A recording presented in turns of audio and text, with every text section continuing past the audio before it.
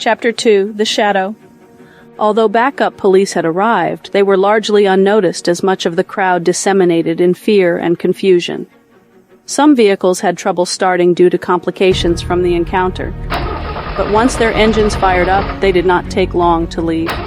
New onlookers and news vans were attempting to investigate, but the officers began turning them away. The wind shifted, and dark clouds filled the sky once again. Regular clouds this time. The chill of heavy rain was near. As the remaining crowd gave in to the realization that their mysterious city was not returning, most police abandoned the field. Nothing reported from air traffic control, said one officer. The Navy's on it. 2 jets darted overhead, flying just above the trees. Just as the city had vanished, so had the salty smell of popcorn and the hopes for the Jug Rocks to bring home a victory for the team. Davie waved goodbye to some friends as they piled into their vehicles with their parents and drove away. Joel's phone, which had lost signal like the others, suddenly rang. It was his boss, Tom. This is unbelievable footage, you two. Whatever else you can get, keep it coming in. Forget that internship, Joel, and start working with us full-time. I know that Rachel has been busy with classes this semester, but tell her to think seriously about working with us more often. We have 2 full-time positions for you both in reporting Christian news. She hears you. Thank you, sir. I have some other interesting footage, but I'm not sure what to make of it yet, said Joel. Tom encouraged Joel to send it in for review. Davie walked up as Joel ended the call. He tried to call their parents, but the calls kept failing. We're sorry. All circuits are busy. Please try again later. Davie's high voice cracked as he spoke. That was the craziest thing I've ever seen in my whole life. What was that thing? Do you think it was a UFO or a UAP? I have no idea, but something tells me that we've not seen the last of it, Joel said while gathering his camera. Rachel gazed upward. It's like we all experienced the same strange dream. This is big, Joel. No one has ever gotten footage like this. He smiled, looking down at Rachel, admiring her beautifully dark and disheveled hair. She self-consciously attempted to straighten her dress, but she never needed any touch-ups like the other girls. Hey, guys! Judas's crackling voice over Joel's headphones made him jump. Tom loves the footage. Everyone's going crazy over it. Yeah, we heard. Thanks for getting that in when you did, Judas, said Joel. Are you headed out then? No way! Are you crazy? I'm staying out here all night if that's what it takes. Joel winced at his intensity as Rachel gave Joel a disconcerted glance. He sensed her dread about what might happen if they ran into that object again. Besides, his parents were probably getting worried if they had watched the news, and they were late for the dinner they had planned. Are you sure you won't come for dinner, Judas? Mom made her famous chocolate cake. She wants us to eat it all tonight since Passover begins next week. Judas paused, considering the tempting offer. However, this opportunity was too big to pass up. I would have if it wasn't for this. No matter what those cops say, I'm not missing any part of this, man. I've been waiting for something like this my whole life. We've still got a lot more to investigate here. Joel felt sorry for Judas. He had lost his family a few years ago. Judas's older brother had finally admitted to committing the brutal murder of their parents. The judge locked him away for life, and Judas tried to move on, focusing on his work. He always attempted to act as if he was all right, but he was not the same as in high school. Joel could see that Judas would not soon give up his skywatching. I'm sorry, Judas, but we really have to go. There was silence for a moment. Judas adjusted his headphones. Then he said, Do what you have to do, man. If I catch something else, I'll let you know. There was a crunching noise as Judas scarfed down a handful of chips, obviously settling in for the long haul. Joel took off his headphones and waved toward the van. He saw Judas tip his hat. So that's a wrap, then? Asked Davie. Joel ruffled Davie's brown curls, knocking off his cap. That's a wrap, bro. Hey, if it wasn't for you hitting that home run, we might not have captured whatever that was before it disappeared. I'll just be waiting for my spotlight on your biggest newscast ever. Davie grinned as he smoothed his hair and proudly flexed his puny muscles. Who would have thought you would get the most colossal news story back home in good old Indiana? Remember that I'm the one who got you blockheads to capture that shot, said Rachel. How could I ever forget you? Joel began embracing her, but Davie's throat clearing was a sign for them to take a time-out and get moving. Do you smell that? Davie grinned as he placed his hand on his brother's shoulder, waving his palm toward the cornfields. Smells like the dew just kissed that old scent of manure. Yeah, knock it off, big guy. Joel gave him a playful shove.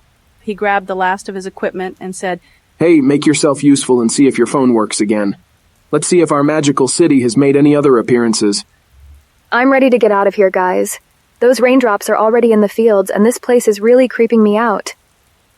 Rachel looked around nervously. She rolled her eyes when Davie continued with his phone. Hang on. Hey, Siri.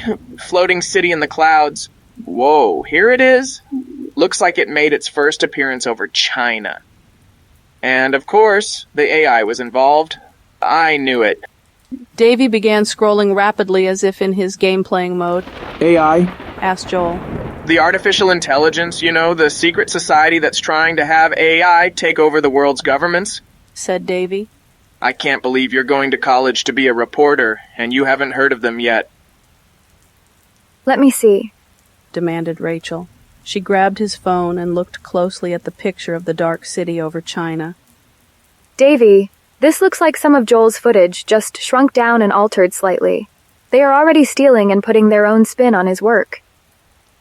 She handed it back to Davie, and he and Joel began a closer examination of the photo. We need some real research, not YouTube or Siri, said Joel. If they are real, they would be controlling your phone, wouldn't they? Joel pushed down Davie's hat. Davie immediately adjusted it and focused on his screen. Hey, have Mom or Dad called yet? They must have watched this by now. Just then Davie could see their mom trying to call, but it only rang once. Oh man, my signal went out again. Davie held up his phone. Suddenly, a loud brushing sound in the cornfield made Rachel jump. She immediately grabbed Joel's arm. What was that? She shouted. Joel paused and looked through the fence. Davie was grinning. Come on, guys. You don't expect me to fall for it. I'm serious, said Rachel sharply. As Joel continued toward the noise, Davie's face changed when they saw a towering, shadowy figure stand and begin to emerge from the weeds into the outfield. The stranger's dark cloak could not hide his disturbing countenance. Half of his pale face was youthful, while the other side was gray and wrinkled with age. Both halves of his face twisted into a mass centered in his nose. They could hear his labored breathing. His piercing eyes showed no appearance of white, as if they were two black coals staring them down. Joel, Rachel, and Davie began moving backward toward their car without breaking their gaze. They turned to quicken their pace as the stranger started to follow.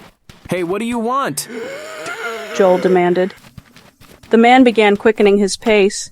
His face wrinkled further in rage. Joel hurled rocks at the man, but they seemed to pass through him. His fierce breathing turned into a low growl. A few police who had allowed them to linger with their equipment were standing near their car. Joel, Rachel, and Davie scurried past the rusty fence and abandoned bleachers. Their advantage was that the stranger had a slight limp, but he was just a few feet behind them as they were about to reach the nearest policeman, Officer Bill. He was a rather large man who could handle this situation. Officer Bill! Davie's voice nearly screeched after he heard another low snarl from the stranger.